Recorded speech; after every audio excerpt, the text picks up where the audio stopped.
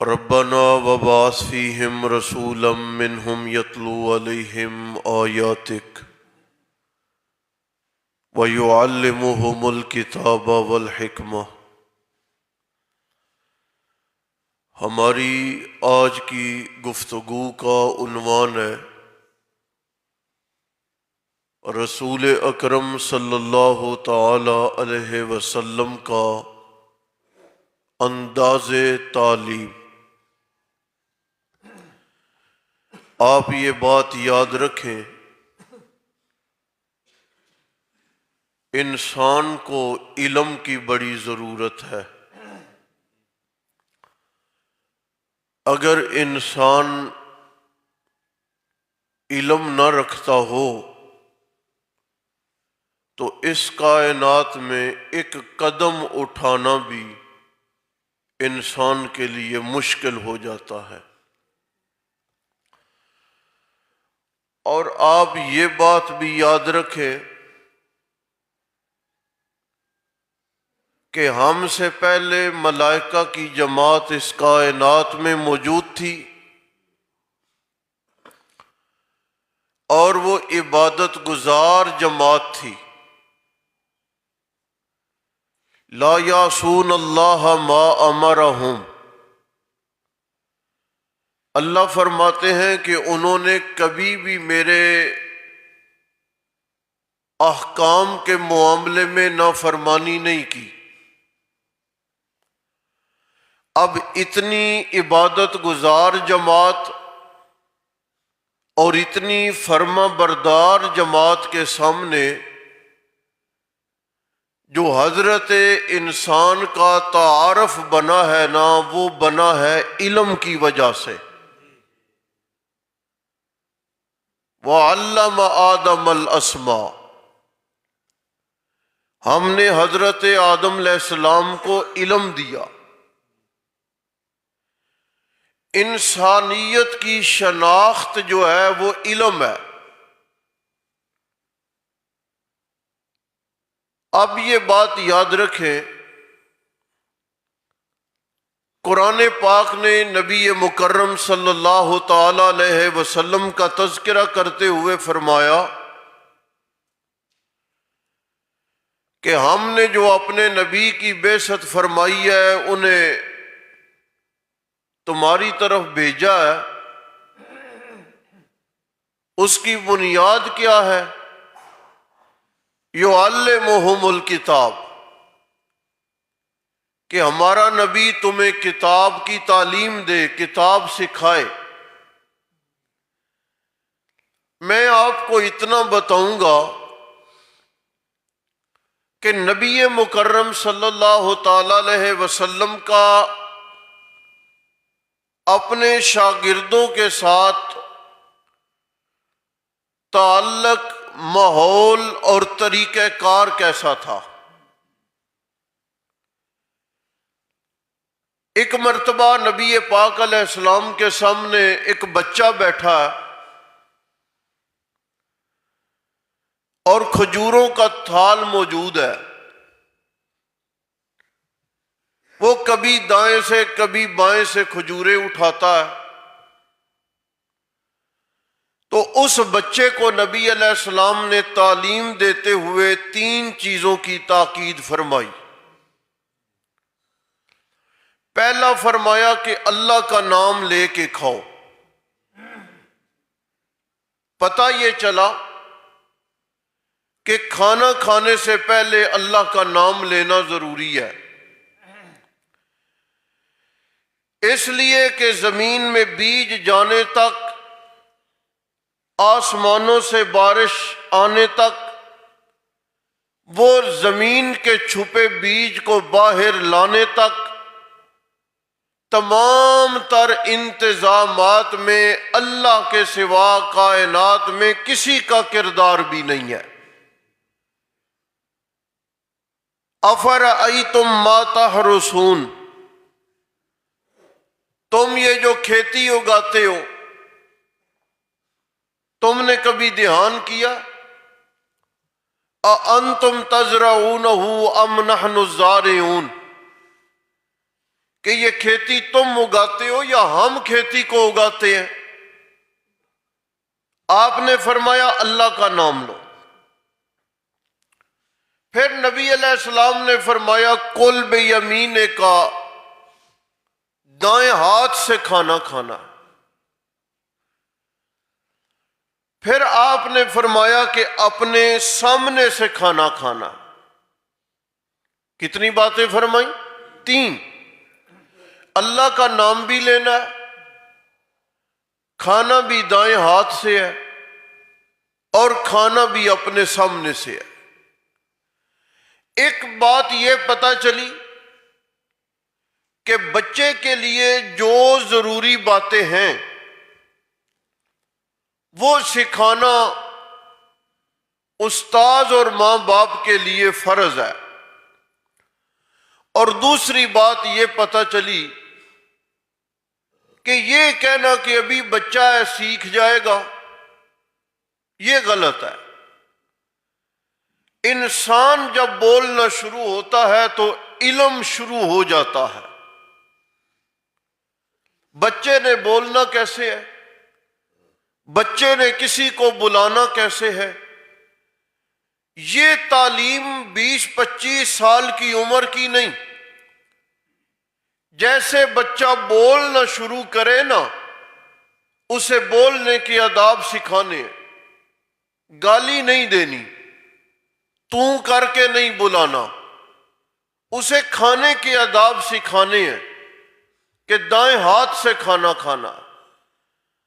دوسرا انداز نبی مکرم صلی اللہ علیہ وسلم کا، ایک مرتبہ آپ نے اپنی نشست کو دیکھا، اپنے شاگردوں کو دیکھا، تو پتہ یہ چلا کہ ایک صحابی حضرت قیس، ثابت بن قیس رضی اللہ تعالیٰ عنہ، وہ یہاں پر موجود نہیں۔ 2 دن گزر گئے، 3 یا 4 گزر گئے، وہ نہیں ملے۔ تو حضرت عبادہ رضی اللہ تعالیٰ عنہ ہمسائے تھے حضرت ثابت کے، آپ نے ان کے ذمے لگایا کہ جا کے پتہ کرو کہ یہ ثابت بن قیس کیوں نہیں آ رہا ہے۔ حضرت عبادہ نے آ کے اطلاع دی، یا رسول اللہ، حضرت ثابت بن قیس کی آواز اونچی ہے، اور قرآن کا حکم ابھی ابھی نازل ہوا ہے کہ نبی کی آواز سے اپنی آواز کو اونچا نہ کرو، نہیں تو عمل برباد ہو جائیں گے۔ وہ ڈر کی وجہ سے اپنے گھر میں بیٹھے۔ تو نبی پاک علیہ السلام نے پیغام بھیجا اور حضرت ثابت بن قیس تشریف لے آئے۔ نبی علیہ السلام نے فرمایا کہ تم اتفاقی طور پہ تمہاری آواز اونچی ہے، لہذا یہ حکم تجھ پر لاگو نہیں، تم میری مجلس میں آیا کرو۔ 2 باتیں سمجھ آ گئی۔ پہلی بات کہ اگر کوئی شاگرد موجود نہیں تو استاذ کی ذمہ داری ہے حال احوال کرے، جانچ کرے، پتہ کرے۔ دوسری بات یہ سمجھ آئی کہ اگر کسی شاگرد میں اتفاقی طور پر کوئی عذر موجود ہے تو استاذ اس کو بے ادبی نہ سمجھے۔ اور امام نووی رحمۃ اللہ علیہ نے یہاں پہ لکھا انہ ینبغی للامام وکبیر القوم ان یتفقد صاحبہ، کہ امام اور قوم کے بڑے کی یہ ذمہ داری ہے کہ اگر گھر کا فرد گم ہے، محلے دار کوئی کئی دن سے نظر نہیں آ رہا، شاگرد نظر نہیں آ رہا، ملازم کئی دن سے غائب ہے، تو امام اور وڈیرے اور سربراہ کی یہ ذمہ داری ہے کہ وہ حال احوال کرے کہ ہماری مجلس میں آنے والا، ہمارے گھر کا فلاں فرد، ہمارے محلے میں نظر آنے والا، ہمارے ملازمین میں نظر آنے والا گم ہے، تو اس کی بنیاد کیا ہے، اس کی وجہ کیا ہے۔ آخری بات عرض کرو، نبی پاک علیہ السلام کا ایک انداز یہ بھی تھا، آپ جب بیان فرماتے نا تو چہرے دیکھتے صحابہ کے، کبھی کبھی یوں ہوتا کہ صحابہ کے چہروں پہ سوال نظر آتا تو نبی علیہ السلام اس سوال کا جواب دیتے اور مسئلے کو اور اعتراض کو حل کرنے کی کوشش کرتے۔ ایک جوان آدمی حضور کی مجلس میں آئے، اقبل وانا صائم، میں بوسہ لے سکتا ہوں بیوی کا، میں نے روزہ رکھا ہوا۔ نبی پاک علیہ السلام نے فرمایا نہیں۔ پھر ایک بوڑھے آدمی آ گیا، اقبل وانا صائم، میں بوسہ لے سکتا ہوں، میں نے روزہ رکھا ہوا۔ نبی پاک نے فرمایا جی ہاں۔ اب صحابہ کے چہرے پہ آپ کو تعجب نظر آیا تو نبی پاک علیہ السلام یہ بات سمجھ گئے کہ سوال ایک ہے، جواب دو ہیں، اس لیے صحابہ کرام کو سوال بن رہا ہے کہ ایک آدمی کو کہا ہے کہ تو بوسہ نہیں لے سکتا، دوسرے آدمی سے بولا ہے کہ تو بوسہ لے سکتا ہے۔ تو نبی پاک صلی اللہ علیہ وسلم نے صحابہ کے چہروں کو پہچانا اور آپ نے فرمایا پہلے جو اس نے سوال کیا وہ جوان آدمی ہے، وہ بوسہ لے تو ممکن ہے اپنے جذبات پہ کنٹرول نہ کرے اور اپنا روزہ خراب کر جائے، اس لیے میں نے اسے منع کیا۔ اور یہ جو دوسرا آدمی ہے یہ بوڑھا ہے، اس لیے اس کو میں نے اجازت دی ہے۔ یہاں پر ایک جملہ آپ سارے لوگ یاد رکھ لیں، یہ جو عام طور پہ ہمارے ہاں ایک فضا بنی ہوئی ہے کہ او فلاں کو مولوی صاحب نے یہ مسئلہ بتایا، فلاں کو یہ مسئلہ بتایا، فلاں کے لیے دین الگ ہے، فلاں کے لیے دین الگ ہے۔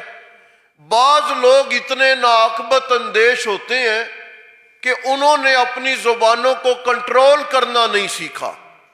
حالانکہ ہوتا کیا ہے، کئی مسائل ایسے ہیں جو بندوں کے مزاج اور حال احوال کے اعتبار سے ہوتے ہیں۔ ایک بندے نے سوال کیا، یا رسول اللہ افضل عمل کون سا ہے؟ آپ نے فرمایا اپنے وقت پہ نماز پڑھنا۔ پھر ایک سوال آیا، افضل عمل کون سا ہے؟ حضور نے فرمایا جہاد کرنا۔ پھر سوال آیا، افضل عمل کون سا ہے؟ آپ نے فرمایا بر الوالدین، والدین کے ساتھ نیکی کرنا۔ پھر ایک سوال آیا، افضل عمل کون سا ہے؟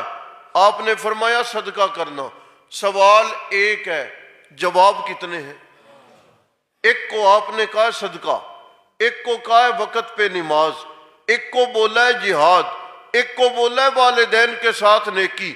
اب آپ کیا کہیں گے کہ نبی پاک علیہ السلام نے ایک مسئلے کے کئی جواب؟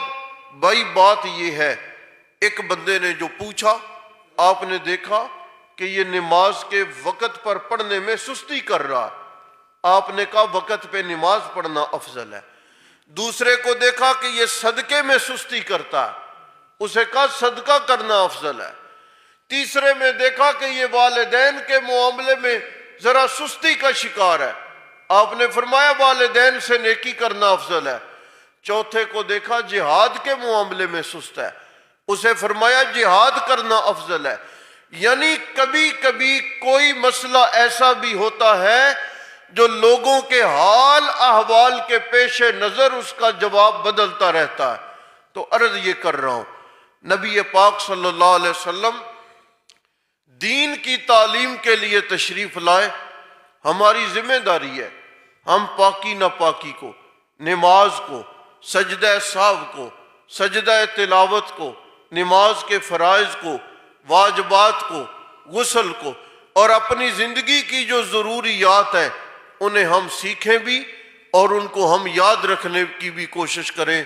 اللہ تعالیٰ سے دعا ہے اللہ عمل کی توفیق نصیب فرمائے۔